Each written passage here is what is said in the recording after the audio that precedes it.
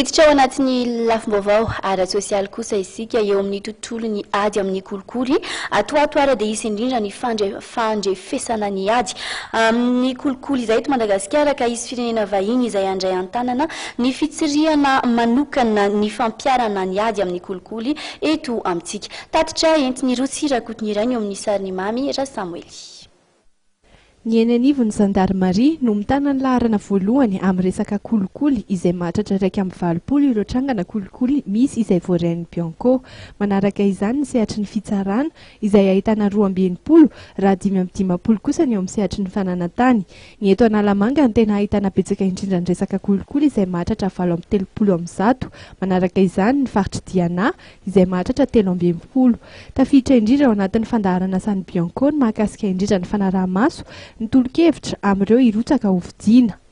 Ndao anao tolo-kevitra amin'ireo irotsaka ho vidiana filoham-pirenena ny hoe raha toka lany somatsara izy ireo dia inona no isan'ny fandarana azy, inona no tompoleny fa horaisiny manodidina an'izay fanjakana tsara tanta izay dia izay zany no mipetrahany hoe engagement élection présidentielle.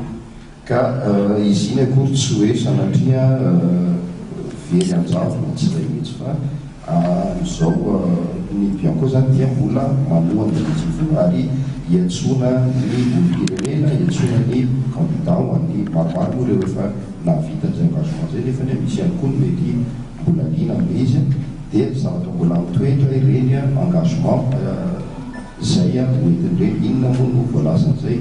Voalohany resaky fanjakana tsara tantana, tany-tandalana ary fanohizana ny ady atao amin'ny kolikoly fanajana ny zomaolona sy ny